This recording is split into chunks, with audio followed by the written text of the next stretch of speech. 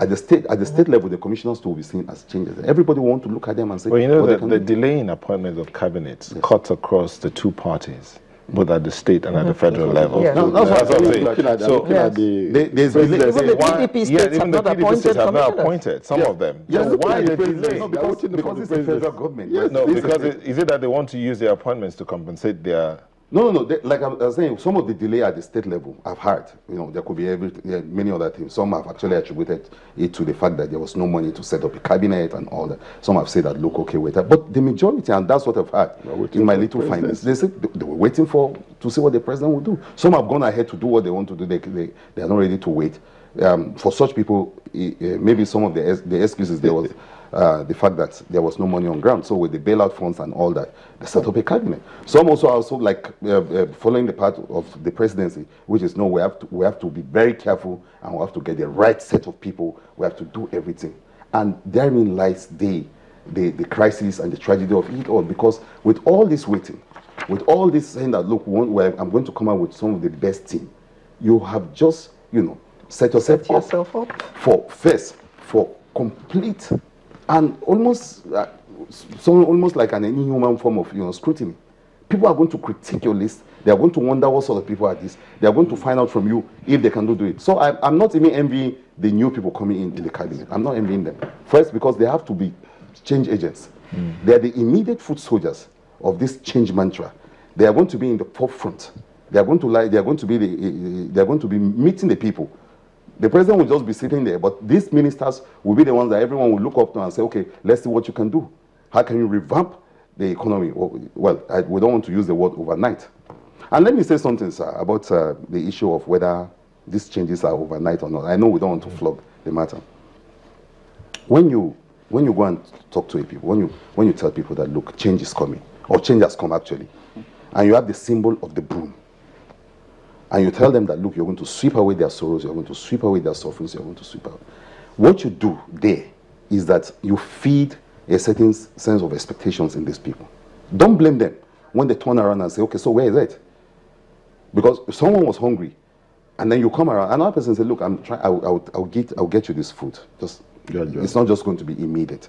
We're going to go through a process. We're going to have to work at it and everything. But don't worry, in time, you are going to have this food. And someone come and say, all that is not true. That's just BS. I have got the food here for you. If you let me in, I will give you the food. And so you open your doors and then there's no food there. And then you begin to ask, why are you, like somebody said, and say, why are we in a hurry? Well, because someone said that they were going to do some immediate changes and corrections. That is why people are waiting. Okay. Mr. Afolabi. Yes, sir. In winding down. Well, it's amazing that this feedback I'm getting from here is very far different and distant from what I'm hearing on the streets. I am a social reformer. I interact with a lot of people every day, millions of Nigerians every day via my radio program. And the feedback I get on social media is such that everybody is excited that they can see an indication that change has begun. I can give examples.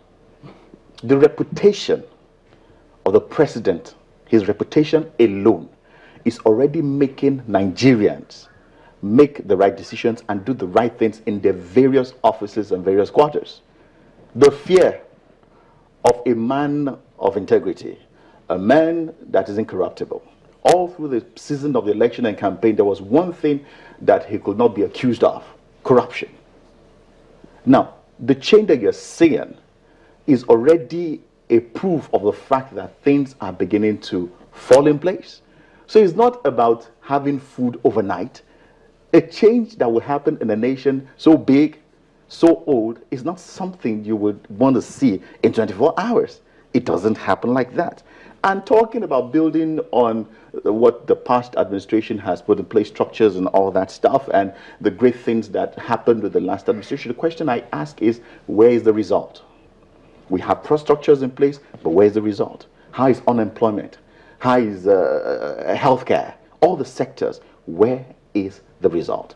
Now, when there is a promise of change, when there is a determination to bring about change, you must be sure the people you're going to appoint as your collaborators in bringing about this change are people that are committed to bringing about positive change, not liars, not rabble-rousers, not people that will just come and make a promise and won't be able to back it up with results. So in conclusion, the truth is, let me just conclude this. The truth is the cabinet is not even fully selected yet.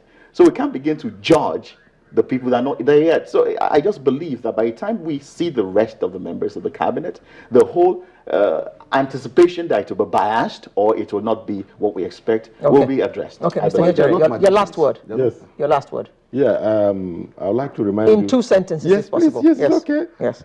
Mission derives from vision. And the president has contested this election for 4 times. You should have had a vision. And when you have a vision, you cannot allow these lapses of 3 months before you can, put in action your vision. There was no vision, and so there was no mission. Okay, thank you. Mr. Bello, your last word. My last word is that, well, Nigerians have suffered a lot of, expecting things and then not getting what they're expecting. Hopefully, the next cabinet is going to answer some of those problems and solve some of them. But most importantly, I just want to say that the people coming are not angels, they are not saints, they're human beings, they are Nigerians, and they are going to work with the same structures that is in place. And if we expect so much from them, too much from them, like some people are trying to do now, we're setting ourselves up for another disappointment. Thank you very much. We have been chatting with Muyiwa Afolabi, who is a social commentator, Emmanuel Bello, who is a former Commissioner for Information in Taraba State, and Mr. Ben Onyechere, who is a former Special Assistant to the former Vice President, Dr. Alex Ekweme. Thank you all, gentlemen, for coming to share your insights with us this morning. Thank you very much. Thank you very much. Sunrise will return in just a moment with yet another very interesting conversation.